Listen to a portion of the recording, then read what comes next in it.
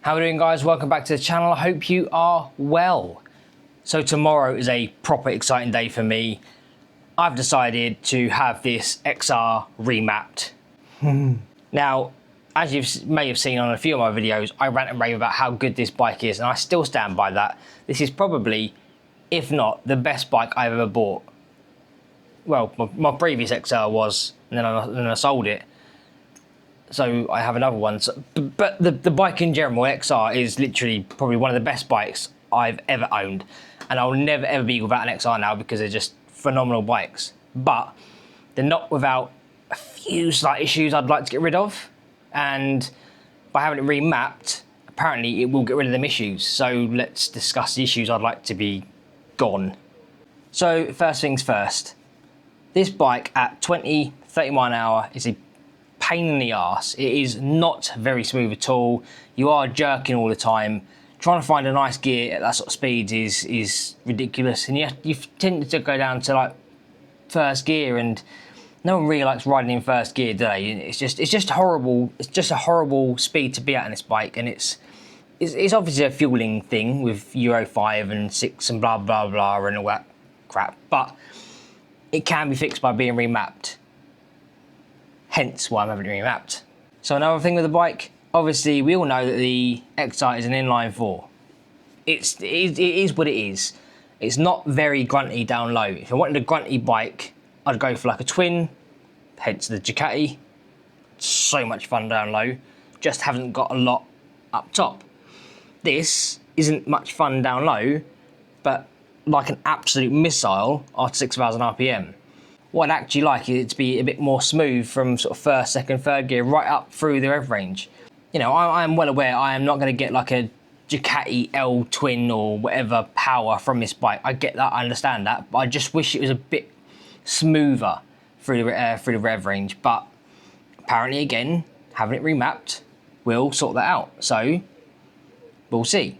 And yes, and one of the really big bugbears about this bike for me is when you start out from cold, for some stupid reason, BMW decided they want it to sit at about 2,000, 2,500 RPM, making loads of noise, doing not a lot, and then dropping down to about 800 RPM.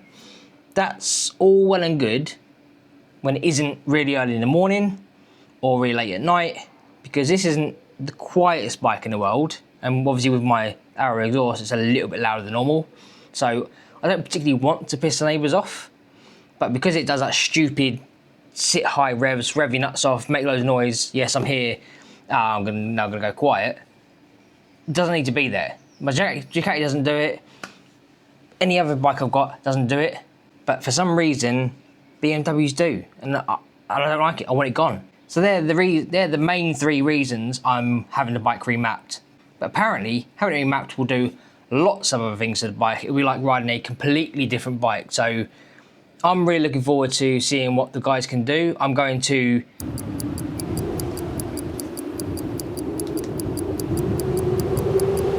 So I'll be honest, I can't exactly remember where I'm going tomorrow. I'll put it on the screen for you, but I know it's in Peterborough. So the ride from my house to Peterborough is going to be all the back roads, because some of the roads from my house to Peterborough are quite twisty and windy, but also lots of long straights and stuff, so I can actually feel the power on the way there, and then hopefully, fingers crossed, feel the difference on the way home. So yes, as you can imagine, I am quite excited to see how this changes this bike. Let's hope it makes it even better than I already think it is. But I'm taking you with me. I don't know how much I'm gonna be able to record actually in there, so we'll just see. But if I can't record anything inside, then I'll just talk to you on the way home and tell you what I think about it. So if you're thinking about having your XR remapped, I'm basically testing it out for you. So I'll see you in the morning. Let's go.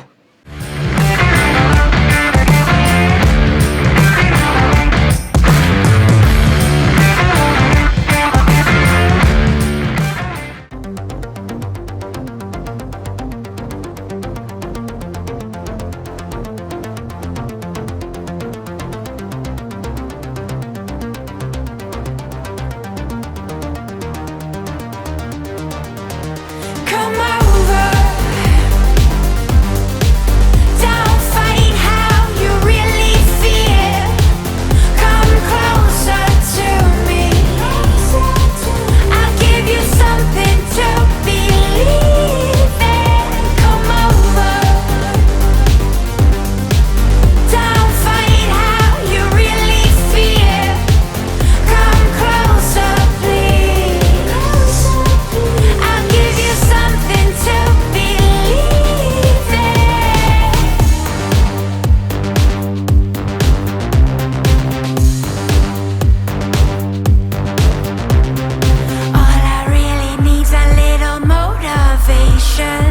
pull you from the other side.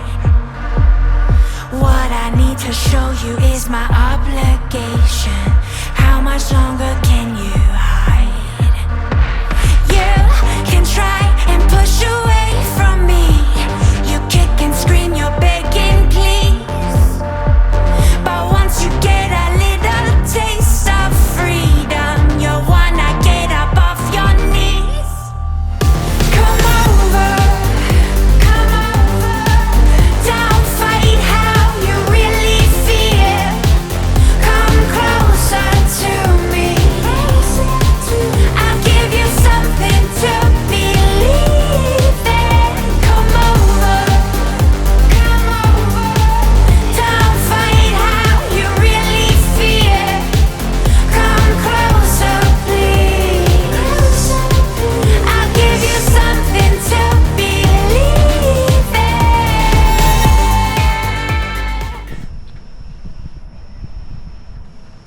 Right. See what we can do then, shall we?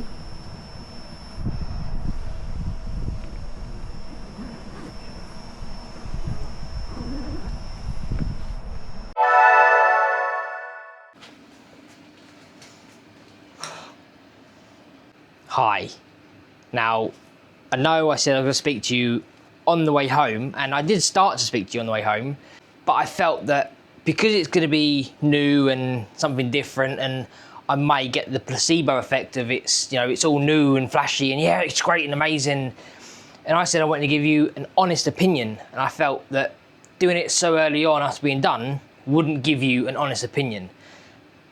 What actually happened was I went to BSD about a month ago, since making that first part of the video, and I've been abroad on holiday on the bike, and today I have actually just come back from BSD again, because while I was on holiday I realised I hated my XR because of the remap.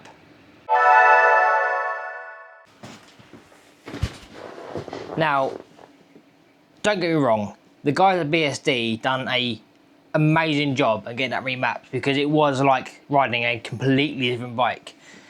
My problem was when I was away on holiday, I really got to know what they'd done to the bike, how it's changed, and I felt for me, the changes, not all the changes, just some of the changes they'd made didn't suit my riding style. For example, the throttle response was way too choppy. Basically what happened is B&W don't give you 100% throttle response. They give you, I think they said like 90%. So they've opened it up to give me 100% throttle response. So the second you twist that throttle, boom, power's there, it's wanting to go. Now, some people might like that. Personally, I didn't like that because when I'm on holiday, there's quite a few hairpins, roundabouts, tight corners, and I found that I couldn't feed the power in like I'm used to on my XR. It was all or nothing, and I just didn't feel in control of the bike, which unfortunately really annoyed me. One day I went out and the roads were phenomenal roads, but because of that issue with the throttle, it kind of ruined my ride, which is a shame really. Another thing I've done, what I didn't realise on the XRs is once you let off the throttle and the revs drop below 5,000 RPM, the bike actually stops fueling. So it gives you that like engine braking effect. It's not actually engine braking, it's just not fueling, but it gives you that effect. I'm used to that bike doing that. What they did was kept the bike fueling below 5,000 RPM. So obviously when you let off the throttle and you expect it to have that engine braking effect, there was none of that. It just kept on going. And obviously being used to that bike and my old XR, I couldn't come into corners where I thought it was going to start doing engine braking, and then obviously the throttle thing combined together was a nightmare. It was an absolute horrendous. I couldn't come into corners. I was braking really hard because I forgot about the engine braking not being there anymore.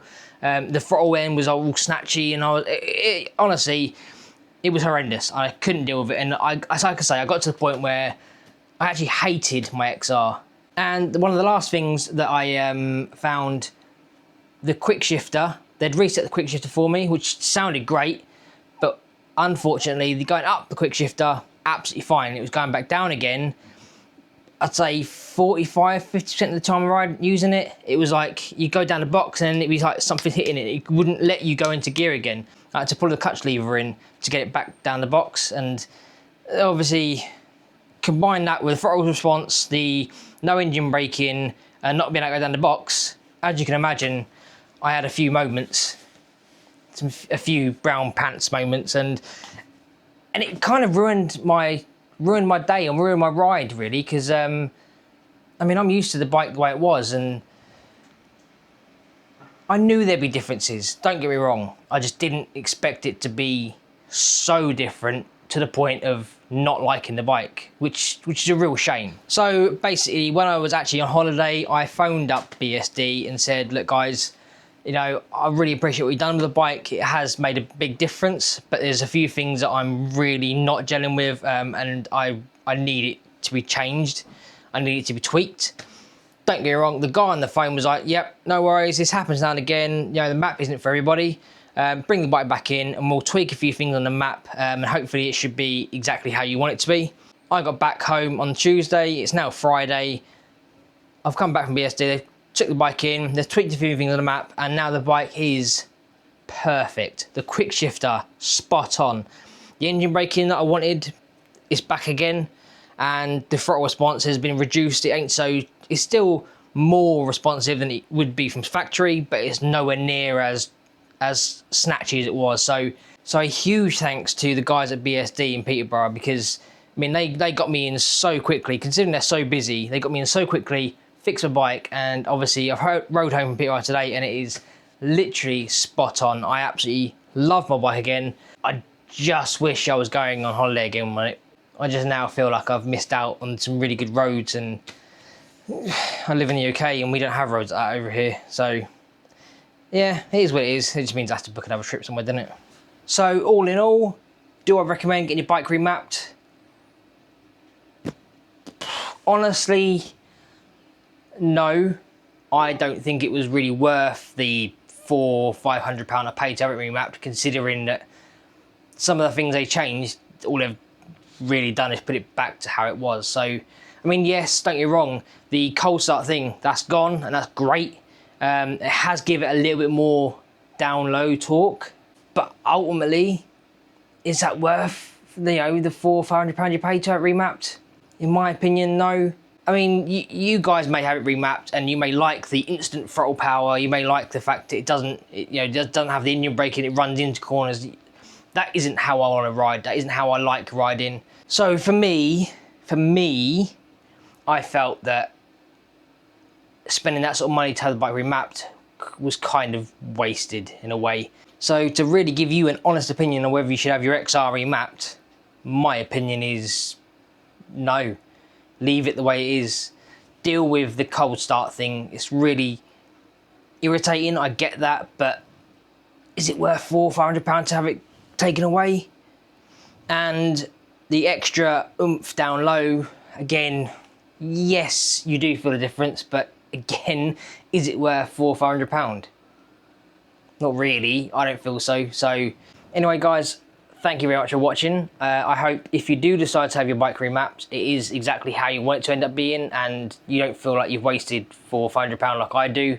The bike is an amazing bike. It always has been, and I don't know, I just had a bit of a mad moment. I thought I want it remapped and make it better, and it's an amazing bike anyway, it's perfect. Why tinker with it? I should have just left it alone. Should have just left it alone. Save myself £400–500. Ah, whatever. You know, lessons learned, eh?